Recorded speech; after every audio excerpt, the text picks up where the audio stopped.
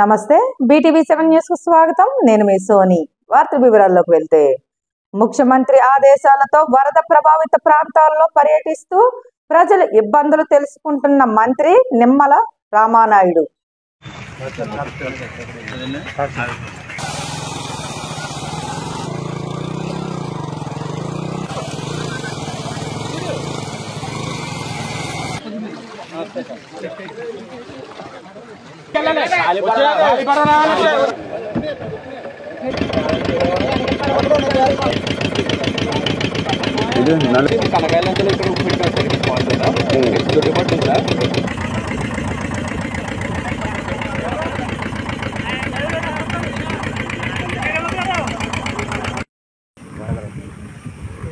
చేతులెట్టకండి బాబు, చేతులెట్టకండి.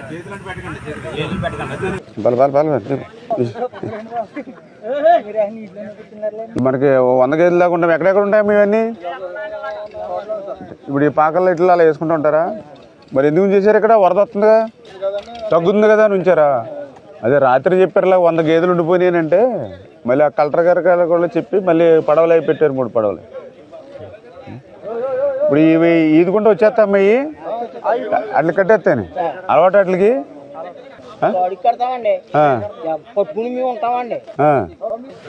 దూడని పైకి ఎక్కించచ్చు కదండి. అది కంగారు పడ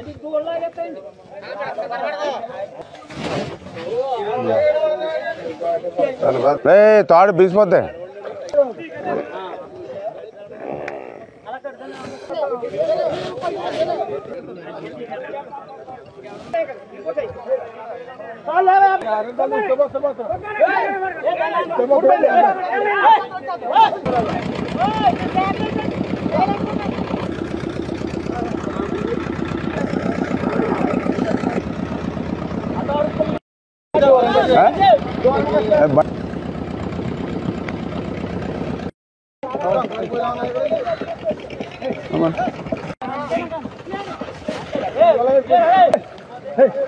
ఇదిగో మళ్ళీ దీని ఉందే వెళ్ళిపోద్ది.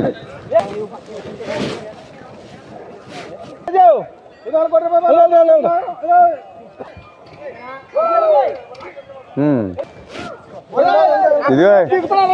ఇది ప్లేస్ అండి. తర్వాత నెక్స్ట్ సెకండ్ ప్రొఫెస్ రైతులు అదిని వాళ్ళకి గడ్డి అనే ఇబ్బంది ఉన్నాయి. ఎన్ని ఉన్నాయి ఇక్కడ? ఇక్కడ వచ్చి 350 ఉన్నాయి సార్. వెళ్ళిపోయి నాలుగు వెళ్ళిపోయి అవి వెళ్ళిపోయి పాప మనం ఉంటాం. మరి ఇంకా కావాలి కదా. మీరు ఎలా వచ్చారండి? ఇక్కడ ఎవరు చూసుకుంటారండి ఇక్కడ ఈ విలేజ్? మీకు ఏదైనా ఇబ్బంది ఉంటే చెప్పండి. జూలై 31 లోపు రెండో విడత కింద 1.5 లక్షల వరకు రుణమాఫీ చేస్తాము అన్న తెలంగాణ ముఖ్యమంత్రి రేవంత్ రెడ్డి. రైతాంగానికి నేను మాట ఇస్తున్నా, జూలై 31 తారీఖు దాట కంటే ముందే 1,50,000 రూపాయలు ఉన్న ప్రతి రైతుకు మళ్ళీ రెండో విడత ఖచ్చితంగా 30 తారీఖు జూలై దాట కంటే ముందే 1,50,000 రూపాయల మీ బాకీని చెల్లించి రైతు రుణం తీర్చుకుంటా అని చెప్పి ఈ కల్వకుర్తి గడ్డ మీద నుంచి నేను మాట ఇస్తున్నా. ఇదే కాదు, 2 తారీఖు నుంచి 14 తారీఖు వరకు నేను విదేశీ పర్యటనకు వెళ్తున్నా. వచ్చిన ఎంబడే 2 లక్షల రూపాయల వరకు రైతులకున్న రుణాలను మొత్తాన్ని ఆగస్టు నెలలో పూర్తి చేసి మీకు ఇచ్చిన మాట నిలబెట్టుకొని తెలంగాణ రైతాంగం యొక్క రుణం తీర్చి మీ రుణము తీర్చుకునే బాధ్యత ఇచ్చినందుకు మీకు కృతజ్ఞత చెప్పుకునే అవకాశం ఆగస్టు నెలలో నేను తీసుకుంటాను తెలియజేస్తున్నా. అందుకే వైఎస్ఆర్సీపీ రివిజనల్ కోఆర్డినేటర్ విజయనగరం ఉమ్మడి జెడ్పీ చైర్పర్సన్ మధ్య శ్రీనివాసరావు కూటమి ప్రభుత్వంపై మండిపడ్డారు. ఉమ్మడి విజయనగరం జిల్లాలో కూటమి ప్రభుత్వం ఏర్పడిన తర్వాత సుమారుగా ఒక 50 రోజులు కావస్తుంది. దీన్ని ఏమంటారంటే ఒక 50 రోజుల్లో మన దృష్టిలో అంతర్జాతీయ దినోత్సవం అంటారు. ఈ 50 రోజుల కాలంలో ఉమ్మడి విజయనగరం జిల్లాలో విజయనగరం జిల్లాలో ఉన్నాయండి, పార్తీపురం మంజం జిల్లాలో ఉమ్మడి విజయనగరం జిల్లా తీసుకుంటాం. ఈ ప్రభుత్వం ఏర్పడిన తర్వాత ఈ 50 రోజుల కాలంలో దాడులు, ఆస్తులు ధ్వంసం చేయడం,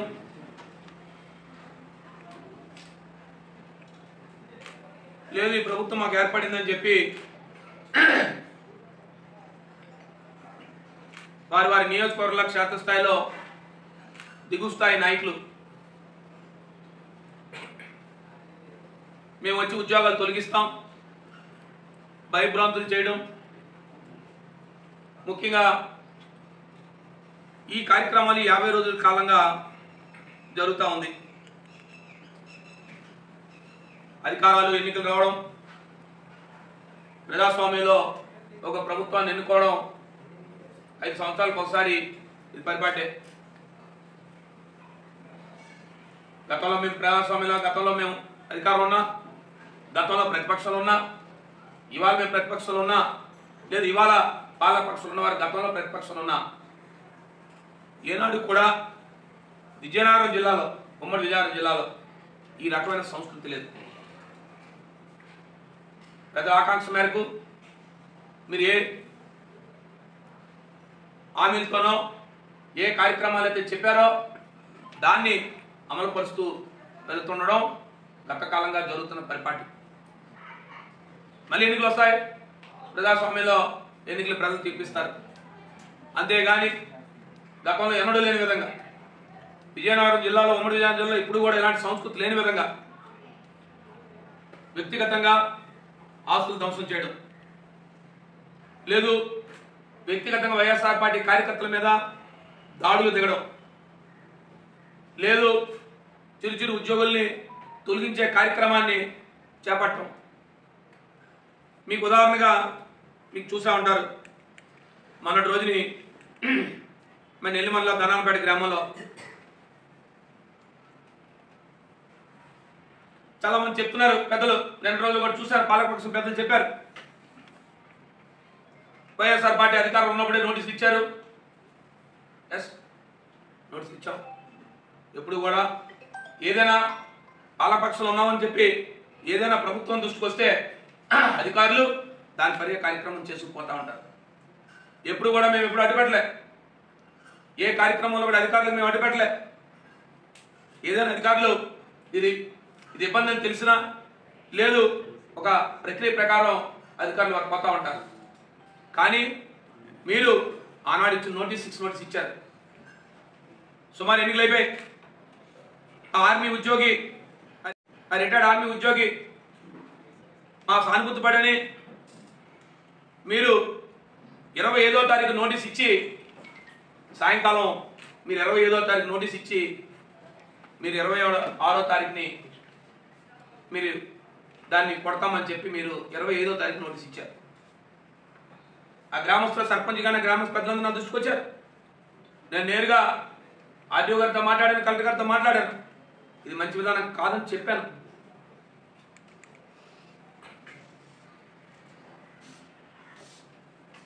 లేదు ఇంకా ఆక్రమణలు ఉన్నాయి, వాటికి కూడా నోటీస్ ఇస్తామని చెప్పారు. మేమేం వాటికి పోలే. మీరు నోటీస్ ఇస్తారా మానేస్తారా మేమేం అడగలేదు. అధికారులు మీరు దృష్టికి వస్తే మీరు చేస్తారు. మేము ఎప్పుడు కూడా అధికారులు వారి తాలూకా పనితీరులో కానీ అధికారులు వారు చేస్తున్న కార్యక్రమాల్లో కూడా మేము ఎప్పుడు ఇన్వాల్వ్ కాం. కానీ మీరు 25వ తారీఖు నోటీస్ ఇచ్చి మీరు 27వ తారీఖు ఉదయాన్నే మీరు మంది మార్పులను పోలీసుతో వెళ్ళి మీరు చెప్పిన గోడ అవ్వచ్చు, మీరు చెప్పిన ఇల్లు అవ్వచ్చు, దీనికి ఇంత భయభ్రాంతులు చేయాల్సిన అవసరం ఉందా?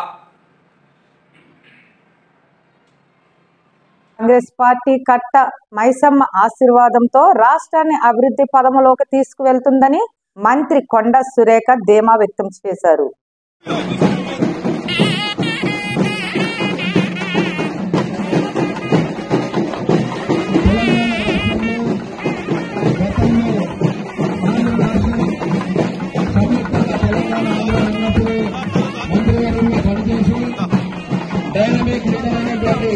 శ్రీ దేవాదాయ ధర్మాదాయ శాఖ మంత్రివర్యులు శ్రీ అమ్మవారి పక్షి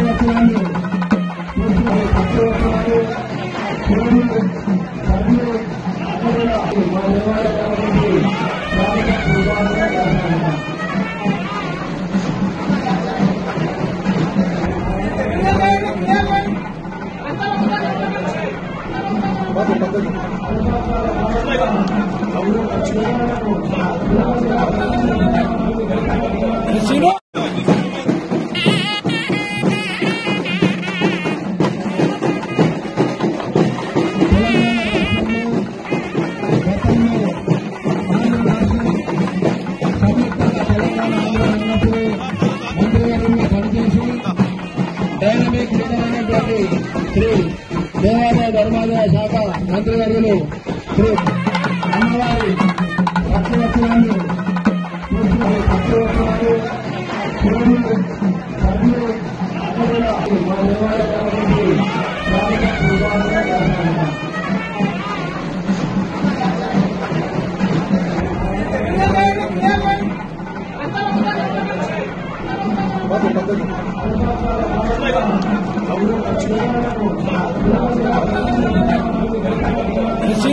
విజయనగరం కంటోన్మెంట్ దగ్గర బ్యాండ్ వీధిలో నివాసం ఉంటున్న కత్తిరి వెంకట్రావు చీటీల పేరుతో సుమారు 2 కోట్ల రూపాయలతో ఉడాయించాడు. బాధితులు పోలీసులను ఆశ్రయించారు. వీధిలో గత 20 ఏళ్లుగా వాళ్ళతో పాటే నివసిస్తున్నటువంటి కత్తిరి వెంకట్రావు బ్యాండ్ వీధిలో ఉంటున్నాడు. అతను అంతకుముందు కుటుంబంతోనే ఉండేవాడంట. అతనేమో ఈ చిన్న హౌస్ హోల్డ్ ఆర్టికల్స్, గృహోపకరణ వస్తువులు ఏవైతే ఉన్నాయో వాటిని ఇన్స్టాల్మెంట్ల కింద వీధిలో అమ్ముతూ వాళ్ళందరి దగ్గర నమ్మకం సంపాదించాడు. సో ఆ నమ్మకం పెట్టుబడిగా పెట్టి వీళ్ళందరితో చిట్టీలు వేయడానికి ప్రారంభించాడు. సో 1,50,000 చిట్టి, ₹1,00,000 చిట్టి ఇట్లా వేసి చిన్న చిన్న గ్రూపుల కింద 15 మంది 20 మంది సభ్యుల కింద చేర్చుకొని ఈ విధంగా చేస్తాడు. అతను ఏమో ఏంటంటే చిట్టీలు కట్టించుకునేవాడు. వీళ్ళు అతను ఉండేది 10x10 చిన్న ఇల్లు అండి. కానీ వీళ్ళు వెనక ఉండే వాళ్ళ ఇల్లు కూడా ఇతందే ఇల్లు అనుకొని వీళ్ళు అనుకునేవాళ్ళు అండి. ఇప్పుడు ఇంటికి కూడా రానిచ్చేవాడు కాదట. సో వీళ్ళు కట్టడం జరిగింది. అలా కట్టిన తర్వాత ఎవరు పాట పాడుకునేవాళ్ళు అప్పుడు కూడా వీళ్ళందరినీ పిలవడం కానీ ఉండేది కదా. ఎవరో పాడుకున్నారని చెప్పేవాడు. మీరు ఈ నెల ఇంత డివిడెండ్ వచ్చింది, సో 15,000 కట్టాలి కదా, 15,000లో మీరు 2,500 కట్ చేసి 12,500 కట్టి సరిపోద్దంటే వీళ్ళు కట్టేశారు. అట్లా కట్టారు. కొన్నాళ్ళు బాగానే నడిపాడంట. ఈ మధ్యన మొన్న ఇక్కడ మన బొగుందులో పైడితల్లి అమ్మవారి పండుగ అయిన మరుసటి రోజు, ఆ మరుసటి రోజు మొత్తం ఫ్యామిలీతో పాటు ఎక్కడికో జంప్. సో ఆ తర్వాత వీళ్ళు ఏదో ఎత్తికారో దొరకలేదు. ఎక్కడున్నాడో తెలుసుకో, తాళం వేసింది ఇంటికి. బహుశా ఇల్లు వదిలి ఈ చిట్టి డబ్బులన్నీ మింగేసి వెళ్ళిపోయాడని చెప్పేసి వీళ్ళు తెలుసుకొని మన దగ్గరికి వచ్చి కంప్లైంట్ చేశారు. సుమారు 80 లక్షల దాకా వీళ్ళు చెప్తున్నారు. కొంతమందికి పుస్తకాలు ఇచ్చాడు, కొంతమంది ఆయన నెంబర్కి వాట్సాప్ చేయడం అది జరిగింది. కొంతమంది పుస్తకాలు చిన్న ఇవి రాశారు, ఫిగర్స్ రాశారు. సో ఇప్పుడే వచ్చారు. వారికి సంబంధించినటువంటి స్టేట్మెంట్లు వివరాలన్నీ సేకరించి ఆయనపై కేసు నమోదు చేసి దర్యాప్తు చేపడతాం. సో ఈ సందర్భంగా మేము చెప్పేది ఏంటంటే, గత సంవత్సరం ఇలా ఎవరైతే ఇల్లీగల్గా చిట్స్ నడుపుతున్నారో వాళ్ళందరి వివరాలు సేకరించి వారందరి మీద బైండ్ ఓవర్లు కూడా చేశాం ఎంఆర్ఓ దగ్గర. అయినా కూడా ప్రజలందరికీ విద్యుత్ కమిషన్ పై విచారణ కోరింది బీఆర్ఎస్ అని అసెంబ్లీలో సీఎం రేవంత్ రెడ్డి అన్నారు. ఆయన గురువు, ఈయన గురువు, ఆయన గురువులకు పంగనామాలు పెట్టే లక్షణం మీది. మేము ఎప్పుడు కూడా ఎవరితోనైనా తెలంగాణలో ఏంది అధ్యక్ష, ధూపం మీద వస్తే ఎవరన్నా గిలాసని మంచినీళ్ళు ఇస్తే కూడా వాళ్ళని గుర్తుపెట్టుకుంటాం అధ్యక్ష. మనము 10 ఏళ్ళలో 20 ఏళ్ళలో కలిసి పనిచేస్తే సహచరులుగా ఉన్న మన వాళ్ళని మనం అగౌరవపరచాలని ఎక్కడన్నా ఉందా అధ్యక్ష? వాళ్ళకంటే తిన్నింటి వాసాలు లెక్కబెట్టే లక్షణం ఉంది. నాకు అట్లాంటి లక్షణం లేదు అధ్యక్ష. నేను మిత్రులను మిత్రులాగానే చూస్తా, సహచరులను సహచరులలాగా చూస్తా. పెద్దవాళ్ళని గౌరవించే సంస్కారం మా తల్లిదండ్రులు మాకు నేర్పినరు. మీలాగా ఎవరు అవకాశాలు ఇస్తే ఏ ఇంట్లో మీకు భోజనం పెడితే ఆ ఇంటి వాసాలే లెక్క పెట్టి ఆ ఇంటికే నిప్పు పెట్టే ఆలోచన మీకుంటుంది అధ్యక్ష. అది మీ లక్షణం, మీ బ్లడ్లు ఉంది, మీ డిఎన్ఏనే అది. ఎవరు నమ్మితే వాళ్ళను మోసం చేసే లక్షణం ఇది. కాబట్టి మళ్ళొక్కసారి ఏదైనా మీరు అంశాల ప్రాతిపదికన మాట్లాడుండ్రి. వివరాల మీద ఈరోజు సగం రాత్రి కానీ చర్చిద్దాం. అన్ని రికార్డులు తీసుకొని వస్తా అధ్యక్ష. నేను మొత్తం రికార్డులు సభలో పెడదాం. తప్పు విలువ పట్టించే విధంగా, తప్పుడు ఆరోపణలు చేసే విధంగా మాట్లాడితే ఎవరు చూసుకుంటూ ఊరుకోరు. మీ వాదన ఏందో కమిషన్ ముందలు చెప్పండి. ఇవాళ సాయంత్రానికల్లా కోరుకున్నారు కదా మీరు నిజాయితీ. ఇవాళ సాయంత్రానికల్లా మీకు కమిషన్ చైర్మన్ నియమిస్తాం. మా ఉప ముఖ్యమంత్రి గారి అనుమతితో సాయంత్రానికంతా కొత్త చైర్మన్ కూడా అపాయింట్ చేపిస్తా అధ్యక్ష. నిన్న మన అసెంబ్లీ సమావేశాలలో ఉండి నిర్ణయం తీసుకోలేదు, ఎట్లాగో వారు గుర్తు చేసిరు. విచారణకు కొత్త చైర్మన్ నియమిస్తా అధ్యక్ష. గ్రామీణ ఉపాధి హామీ బకాయిలు వెంటనే చెల్లించాలని ఆంధ్రప్రదేశ్ వ్యవసాయ కార్మిక సంఘ జిల్లా ప్రధాన కార్యదర్శి డి వెంకన్న, జిల్లా నాయకులు బీటీ ద్వారా డిమాండ్ చేశారు. హామీ బకాయిలు వెంటనే ఇవ్వాలి. ఉపాధి హామీ బకాయిలు వెంటనే ఇవ్వాలి. పెండింగ్ లో ఉండేటటువంటి ఉపాధి హామీ బకాయిలు వెంటనే ఇవ్వాలి. పెండింగ్ లో ఉండేటటువంటి ఉపాధి హామీ బకాయిలు వెంటనే ఇవ్వాలి. పెండింగ్ లో ఉన్న ఉపాధి హామీ బకాయిలు వెంటనే ఇవ్వాలి. పెండింగ్ లో ఉన్న ఉపాధి హామీ బకాయిలు వెంటనే ఇవ్వాలి. ఉపాధి హామీ బకాయిలు వెంటనే ఇవ్వాలి. ఉపాధి హామీ బకాయిలు వెంటనే ఇవ్వాలి. పెండింగ్ లో ఉన్న ఉపాధి హామీ బకాయిలు వెంటనే ఇవ్వాలి. ఉపాధి హామీ బకాయిలు వెంటనే చెల్లించాలి. ఉపాధి హామీ బకాయిలు వెంటనే చెల్లించాలి. 4 వారాలైన బకాయిలు చెల్లించకపోవడం సిగ్గు సిగ్గు. 4 వారాలైన బకాయిలు చెల్లించకపోవడం సిగ్గు సిగ్గు. ఉపాధి హామీ బకాయిలు వెంటనే చెల్లించాలి. నిండైనా పెట్టి 4 వారాలైన బకాయిలు చెల్లించకపోవడం సిగ్గు సిగ్గు. 4 వారాలైన బకాయిలు చెల్లించకపోవడం సిగ్గు సిగ్గు. ఉపాధి హామీ బకాయిలు వెంటనే చెల్లించాలి. ఉపాధి హామీ బకాయిలు వెంటనే చెల్లించాలి. ఉపాధి హామీ బకాయిలు చెల్లించాలి. పెండింగ్ డబ్బులు వెంటనే ఇవ్వాలి. పెండింగ్ బకాయిలు వెంటనే చెల్లించాలి. పెండింగ్ బకాయిలు వెంటనే చెల్లించాలి. పెండింగ్ బకాయిలు వెంటనే చెల్లించాలి. పెండింగ్ బకాయిలు వెంటనే చెల్లించాలి. ఈ బకాయిలు వెంటనే చెల్లించాలని చెప్పేసి దేవరాపల్లిలో పెద్ద ఎత్తున నిరసన తెలియజేయడం జరిగింది. ప్రధానంగా వాలా పంచాయతీలోని సింతలపూడి, గరిసింగి, దీంతో పాటు మండలంలోని అనేక మందికి ఈరోజు 4 వారాల నుంచి 8 వారాల వరకు బకాయిలటువంటి చెల్లించడం అవసరం ఉంది. దీంతో పాటు జిల్లాలోనే, అనకాపల్లి జిల్లాలోనే తీవ్రమైనటువంటి బకాయిలటువంటి ఈరోజు ఉన్నాయి. ఈ జిల్లాలో 50 కోట్ల రూపాయలు ప్రభుత్వం బకాయిలు చెల్లించవలసి ఉంటే రాష్ట్రంలో దాదాపు 500 కోట్ల వరకు ఈరోజు ప్రభుత్వం బకాయిలు చెల్లించలేదు. ఈ బకాయిలు చెల్లించకపోవడం వల్ల కూలీలు తీవ్ర ఇబ్బందులు పడతా ఉన్నారు. 4 వారాల నుంచి 8 వారాలు బకాయిలు చెల్లించకపోతే ఇది ప్రభుత్వానికి తగునా అని చెప్పేసి మేము అడుగుతా ఉన్నాం. ఒక్కరోజు అధికారికి జీతం చెల్లించకపోతే 1 నెల ఆయన బతుకుతాడా అని చెప్పేసి మేము అడుగుతా ఉన్నాం.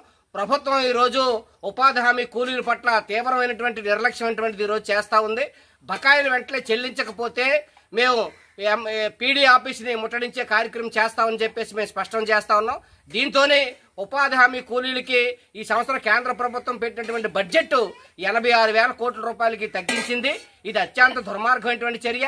ఉపాధి కూలీల్ని ఈరోజు వాళ్ళ రెక్కల కష్టం మీద ఆధారపడినటువంటి కూలీల్ని ఈరోజు ఇది చిన్న చూపు చూడటటువంటిది తగదు.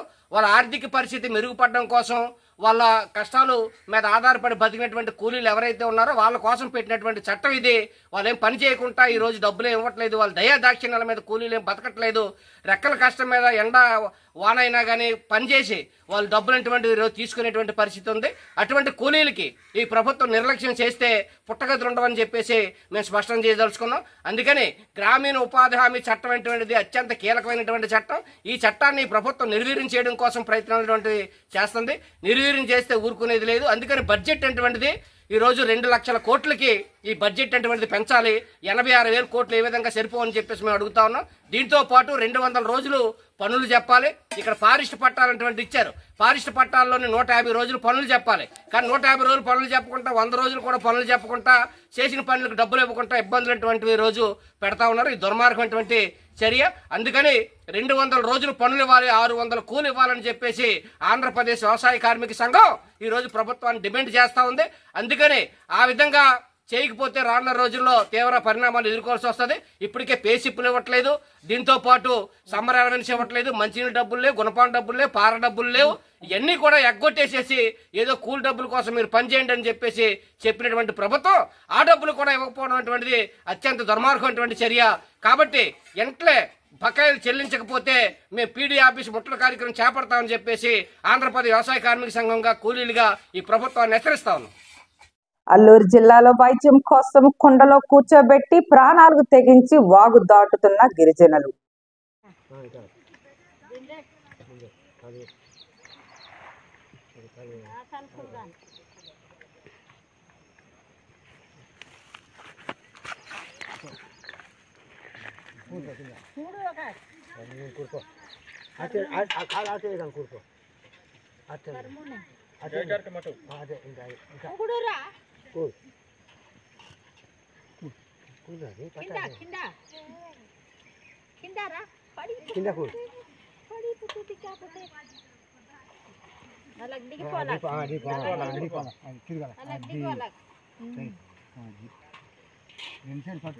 ఇక్కడ పట్టుకో కదా ఇక్కడ అంతే ఆ సైడ్ కూడా ఇక్కడ కింద అది ఇలా పడుకోవాలా మొత్తం పడుకో ఇలాగే ఇలా ఇలా ఇలా ఇలా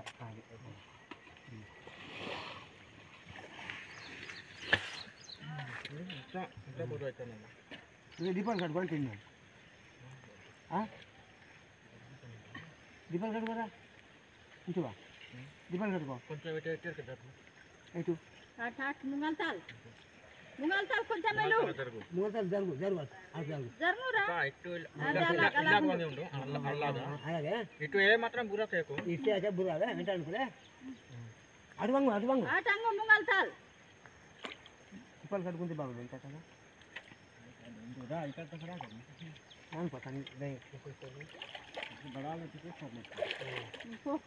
అలాగే ఇక్కడ ఏంటి ఉన్నదా చెల్లి ఉన్నదా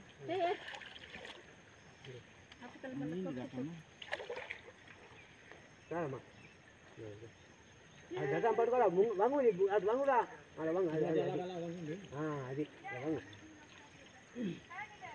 వంగలా వంగు వంగు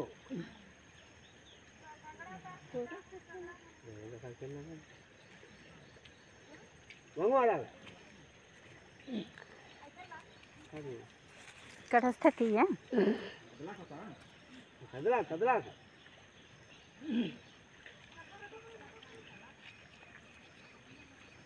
వంగు అలా ముందర చాలు వంగు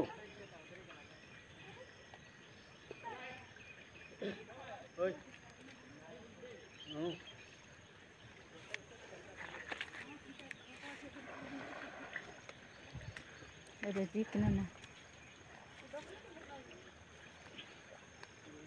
ముందర చాలు వంగు అలా కదలాక